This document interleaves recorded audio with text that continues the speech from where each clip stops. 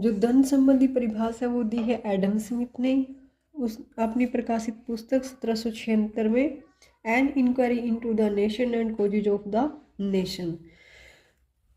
Causes of the nation. Adam Smith के अनुसार अर्थशास्त्र के अध्ययन से याद होता है कि धन क्या है, धन को हम किस प्रकार से बढ़ा सकते हैं,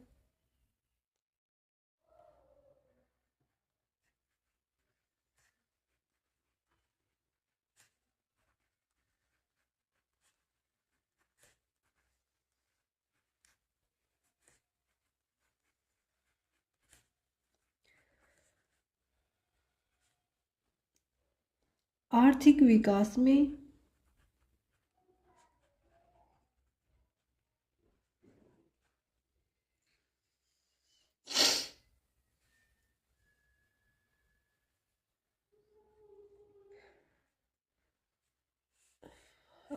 विकास में धन तथा निवेश कौन से तत्वों पर निर्भर करता है के बारे में बताया गया है। धन तथा निवेश कौन से तत्वों पर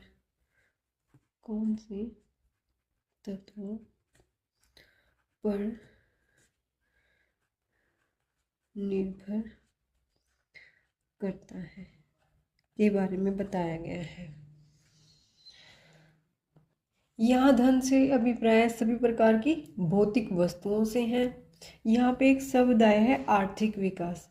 आर्थिक विकास से अभिप्राय है यह क्या है, एक व्यापक प्रक्रिया है। व्यापक मतलब बड़ी, जो केवल राष्ट्रीय आय में वृद्धि ही नहीं बल्कि जीवन की गुणवत्ता, साक्षरता, स्वास्थ्य और सामाजिक आर्थिक संरचना में सुधार को क्या करती है, दर्शाती है। अब आर्थिक विकास में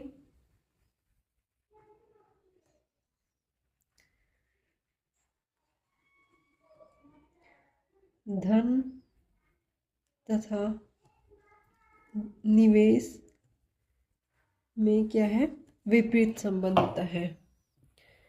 विपरीत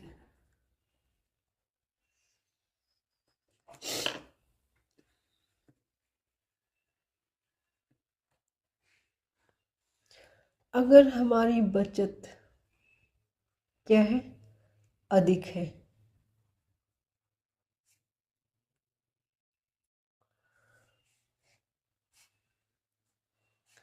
तो निवेश क्या होगा, कम होगा, जिसके कारण हमारा आर्थिक विकास भी क्या होगा,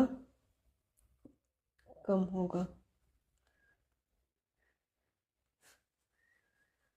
ठीक ऐसे ही जैसे जैसे हम अपनी बचत को कम करते जाएंगे और निवेश में क्या है, वृद्धि करते जाएंगे, उसी प्रकार हमारे आर्थिक विकास में भी क्या होगी, वृद्धि होगी।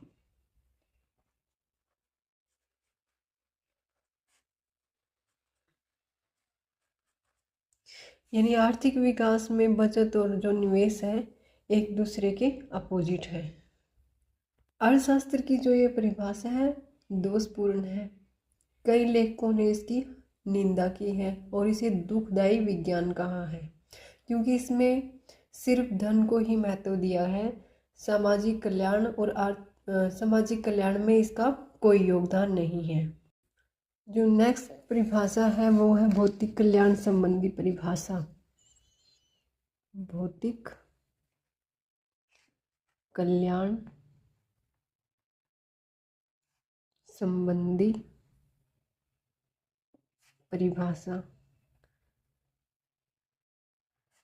किसने दिया है इसको, मार्शल ने, डॉक्टर मार्शल ने अपनी प्रकाशित पुस्तक प्रिंसिपल ऑफ इकोनॉमिक 1990, बुक का जो नाम है वो है प्रिंसिपल ऑफ इकोनॉमिक्स।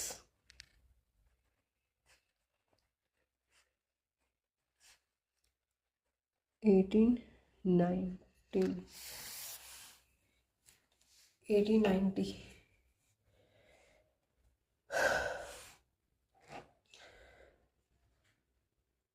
अर्थशास्त्र की इस परिभाषा के अनुसार अर्थशास्त्र जीवन के साधारण व्यवसाय के संबंध में मानव जाति का क्या है, अध्ययन है। यह व्यक्तिगत और सामाजिक कार्यों के उस भाग का अध्ययन कराता है जिसका घनिष्ठ संबंध कल्याण प्रदान करने वाली भौतिक साधनों की प्राप्ति और उनके उपयोग करने से है। यहाँ पे एक समुदाय है साधारण व्यवसाय। साधारण व्यवसाय से अभिप्राय मनुष्य के उन आर्थिक कार्यों से है। आर्थिक कार्य क्या है, वे कार्य हैं जिनका संबंध धन कमाने और उनको खर्च करने से है। मार्शल के अनुसार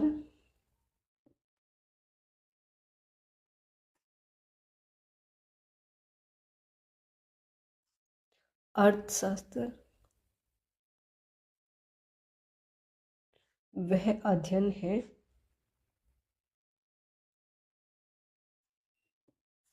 जिसमें व्यक्तिगत तथा सामाजिक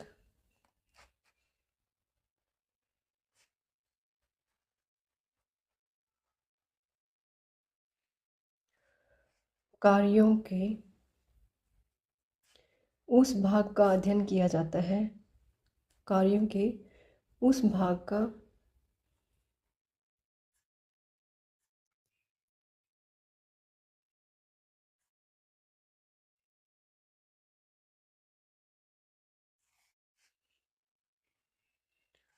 जिनका घनिष्ठ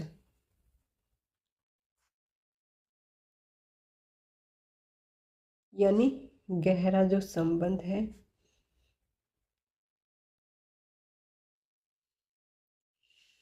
कल्याण प्रदान करने वाले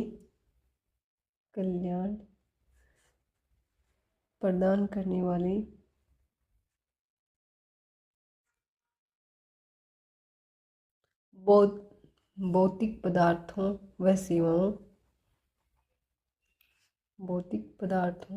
तथा सेवाओं की भौतिक पदार्थों की प्राप्ति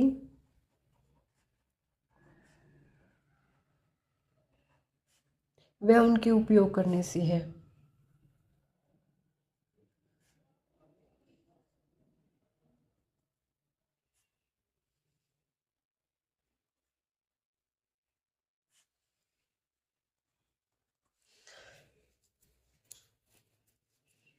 यानी इसमें क्या है, उन कार्यों का अध्ययन किया जाता है जिन्हें वे अपना कल्याण बढ़ाने वाले भौतिक जो पदार्थ उनको प्राप्त करने और उनको उपयोग करने के संबंध में करते हैं।